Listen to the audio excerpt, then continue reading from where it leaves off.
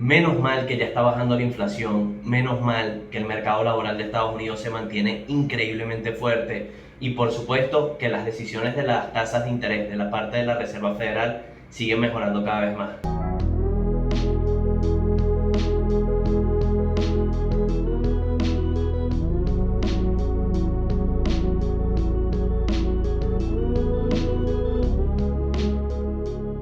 Lo primero que tenemos que entender para poder explicar la situación que estamos viviendo actualmente es que la inflación ciertamente es una consecuencia, ¿ok?, de las políticas monetarias, de la escasez de productos, que básicamente lo que hace es que perdamos nivel adquisitivo, que cada vez con el dinero que tenemos podamos comprar menos cosas. ¿Por qué? Porque los precios, por una u otra razón, se encuentran cada vez más elevados. Básicamente las cosas se hacen más caras.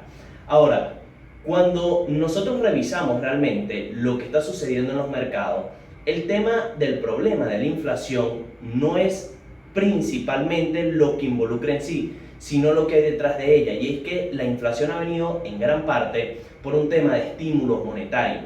Es decir, básicamente activan la máquina de imprimir dinero, ¿ok?, de imprimir deuda, porque para los que no lo saben, el dinero hoy en día no está respaldado en nada. Eso fue una grandísima idea que se tuvo por allá en el año 71, donde dijeron vamos a descorrelacionar las monedas del patrón oro y simplemente vamos a quedarnos con ellas en base al comportamiento que se tenga por el mercado, es decir, libre oferta y demanda, donde básicamente el dinero pierde un valor subyacente o realmente un valor intrínseco. Y por supuesto, básicamente todo depende de la preferencia que tengamos los consumidores sobre cuál moneda utilizar para poder comercializar.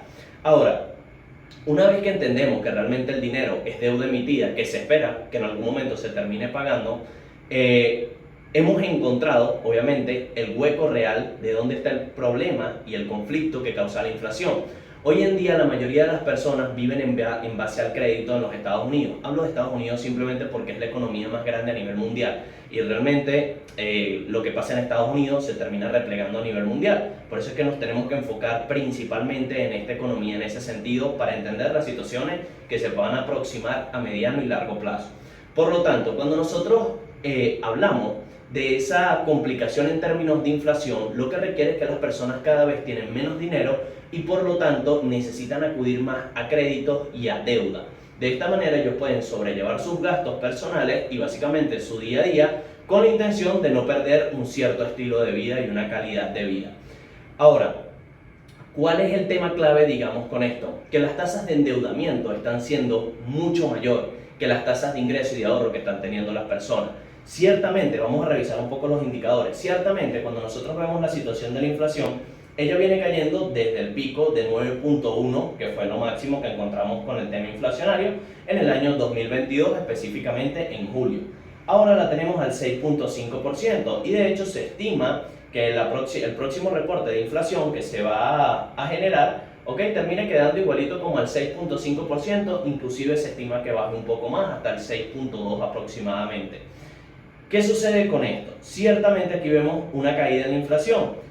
Y cuando nosotros alargamos acá y vemos un poco las métricas reales de lo que está representando el indicador, todavía nos encontramos por encima del 5.9, 5.6 que llegó a alcanzar como top inflacionario la crisis del 2008-2009. Que recuerden que fue esta crisis generada por el mercado de vivienda, fue una crisis más sectorial que terminó generando una de las recesiones más grandes del mundo. Y aquí hacemos el primer paréntesis. Muchas personas están esperando que por leer los indicadores y entender que están, digamos, mejorando algunos en cierto sentido, entienden que la crisis ya no se va a dar, que no va a ser una crisis profunda, lo que llaman un aterrizaje suave, del problema económico que existe. Sin embargo, realmente estas burbujas suelen detonar en momentos poco esperados, en una situación de falta de liquidez para poder cumplir con los pagos que se tienen que hacer, sobre todo a nivel empresarial o personal. Es decir, en el 2008, ¿por dónde vino el tema de la crisis hipotecaria? Bueno, básicamente las personas no tenían para poder cumplir con la hipoteca, el nivel de retraso fue muy elevado para poder pagar, en este caso a los bancos y a las aseguradoras, y los bancos tuvieron que embargar las casas. A medida que embargaban las casas, los precios fueron desplomándose, el mercado se fue cada vez haciendo, digamos, más pequeño, ¿ok? Fue contrayéndose poco a poco y por supuesto todo esto generó una decadencia en el sistema productivo. Obviamente, si tienes unas personas que no pueden pagar la vivienda, quiere decir que no tienen facilidad de ahorro, por lo tanto el consumo está disminuyendo. A medida de que no pagan, en este caso, digamos en el banco también tiene una tasa de impago importante, una pérdida del capital y se podían declarar en bancarrota, por eso tuvo que entrar la Reserva Federal a rescatarlo. Luego el banco no le puede pagar, digamos, a las agencias hipotecarias o viceversa y por supuesto todo se iba haciendo cada vez más complejo y cada vez había menos posibilidades de salir de esa crisis en ese sentido, a no ser que ocurriese una depuración de mercado. Ahora, cuando nosotros vemos esta situación de caída de la inflación, ¿ok? Y vemos que todavía estamos más elevados que en el 2008, ¿ok? Eso ya nos está apuntando de que todavía no es que estamos bien. Recuerden que el objetivo de tasa ideal de Estados Unidos de inflación es de aproximadamente el 2%. Y la última vez que vimos estas tasas vino a generarse aproximadamente hacia el año 1990, inclusive un poco antes cuando hablábamos de 1984, ¿ok? Entonces, bueno, por ese lado realmente no es que estamos bien, simplemente hay una pequeña mejora. Ahora, esa mejora se debe a un incremento de las tasas de interés. Estas tasas de interés básicamente son el costo que tiene el dinero al ser emitido. Cuando se emite dinero, hay un interés que le pone la Reserva Federal a los bancos para que estos lo terminen pagando, porque recuerden que se emite en base a deuda. Luego los bancos le ponen una tasa de interés más alto al ciudadano y al empresario para poder cubrir sus ganancias y por supuesto el pago de esos intereses que se les tiene a la Reserva Federal. Entonces bien, a medida que nosotros vemos un aumento en esa tasa, vamos a colocarla por acá un momento para poder monitorearlo como tal. Vámonos a esta página que se encuentra por acá y vamos a colocar interest rate. Ok. Fíjense cómo ha ido la Reserva Federal básicamente aumentando ese costo del dinero para generar una contracción. Eso por supuesto estimula que los intereses cada vez sean más altos y las personas busquen endeudarse menos, ¿ok? Porque obviamente no es tan cómoda la cuota. Eso genera una situación donde se empieza a recoger el capital de los mercados y por otro lado el consumo disminuye. Por lo tanto te empieza a disminuir la inflación. Ahora, ¿cuál es el tema con esta política monetaria? Que normalmente termina desencadenando y desarrollando una situación de crisis económica. Fíjense que después de cada subida que se tiene en las tasas de interés, viene un periodo gris, ¿ok? Que marca una recesión económica. Aquí tenemos básicamente la del 74, ¿ok? Que fue generada por un conflicto petrolero. Luego tenemos la de 1980, también se le conoció como la segunda etapa del conflicto del petróleo. Y así sucesivamente, a través de la historia vamos viendo cómo con el incremento de las tasas de interés suele venir un periodo de crisis, inclusive en el 2008. Luego acá tenemos la crisis y la respectiva caída. En el 2020 obviamente fue una situación un poco más atípica porque tuvimos el coronavirus y por supuesto tiraron las tasas de interés a cero. Luego tenemos a que el interés aumenta, ¿ok? Como lo estamos viendo en este momento, y se está haciendo de una forma muy sostenida. Por lo tanto, las personas cada vez se van a estar encontrando en una situación donde les alcance menos el dinero y tengan menos acceso a liquidez en los mercados financieros para poder financiar sus gastos personales. Lo que nos lleva a medir, digamos, a ver esta gráfica, y aquí es donde yo creo que quiero concluir la idea del día de hoy, y es que veamos en realidad lo que está pasando con el mercado norteamericano. Cuando nosotros vemos en la tasa de ahorro, ¿okay?, de las personas en Estados Unidos, que es esta línea azul que vemos a nivel gráfico, vamos a encontrar un desplome gigantesco hasta el punto de caer, ¿okay?, sobre mínimos históricos sobre lo que representa la tasa de ahorro del norteamericano promedio. Mientras que por otro lado la tasa de crédito personal y la tasa de endeudamiento personal, fíjense cómo cada vez se está elevando más. ¿Qué nos da esto a nosotros para concluir? Que realmente mientras está aumentando la cantidad de deuda que está agarrando las personas para poder financiar y mantener una cierta calidad de vida, las tasas de ahorro que tienen disponibles para poder amortizar esos créditos que están utilizando cada vez son menos, es decir, tienen menos poder de liquidez para poder financiar ese endeudamiento que están utilizando. Es un endeudamiento por necesidad, no es un endeudamiento realmente por productividad, ¿ok? Recordemos que existen dos tipos de deuda, la deuda buena y la deuda mala, conocida así muchas veces. La deuda buena es cuando tú utilizas un crédito para generarlo en un factor productivo y obviamente eso en lo que estás invirtiendo te va a permitir pagar la deuda y tener ganancias. Por otro lado, la deuda mala es cuando lo utilizamos para cuestiones de consumo. Comprar un carro que no lo vamos a utilizar para ningún tipo de trabajo ni de negocio, simplemente para uso personal, comprar de repente ropa, comprar comida, utilizando siempre el crédito. En ese sentido es una deuda negativa o una deuda mala, porque obviamente lo estamos utilizando para consumo y no para productividad. Entonces, cuando nosotros encontramos esta situación en el mercado, al contrario de relajarnos, tenemos que preocuparnos porque sabemos que cada vez el sistema está básicamente manejándose por una línea muy fina, que es la solvencia.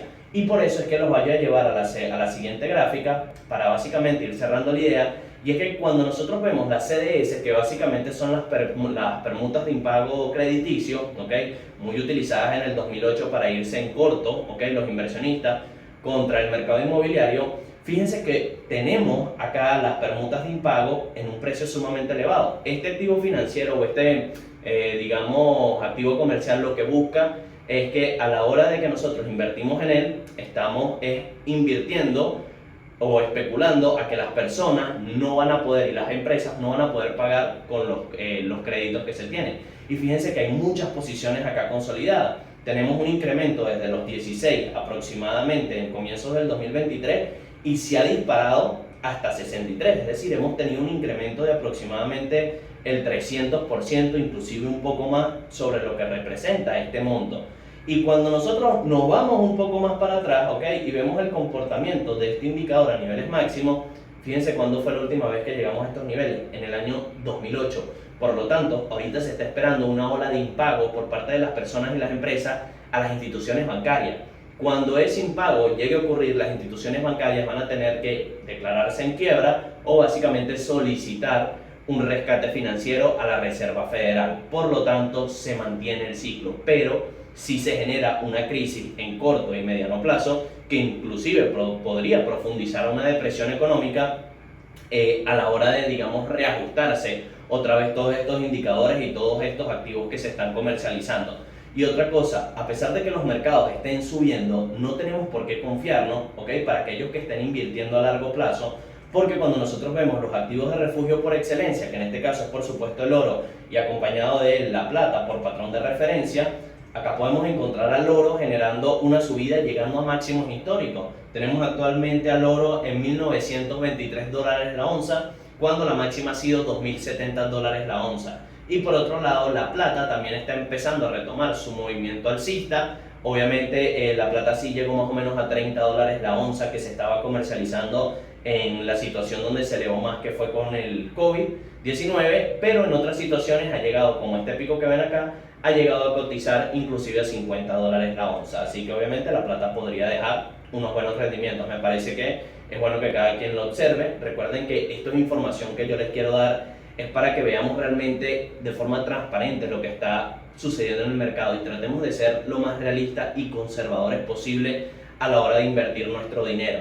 Obviamente en los mercados va a haber mucho susurro sobre crisis, sobre expansión, sobre una situación de incertidumbre, pero nosotros lo primero que tenemos que hacer como inversionistas es agarrar, callar un momento todo lo que se está diciendo, inclusive lo que yo les estoy diciendo cuando ustedes lo hagan, y simplemente pónganse a ver de forma objetiva qué está pasando en el sistema financiero y cómo está generado el modelo económico actualmente. Saquen sus conclusiones. ¿Va a ser sostenible? ¿No lo va a ser? ¿Va a ser un aterrizaje suave? ¿Va a ser una crisis profunda? Y a medida que ustedes tengan conclusiones, ¿okay?, puedan invertir su dinero de forma inteligente.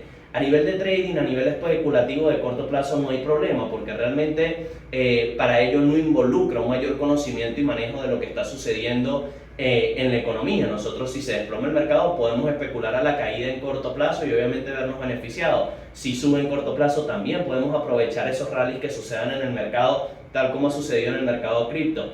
Pero cuando hablamos de inversión y de entender lo que está sucediendo a nivel económico para poder proyectar beneficios y diluir riesgos a la hora de realizar participaciones, sí necesitamos involucrarnos de forma importante sobre los factores económicos que estén rodeando los mercados y por supuesto entender por dónde están los mayores riesgos y las mejores soluciones.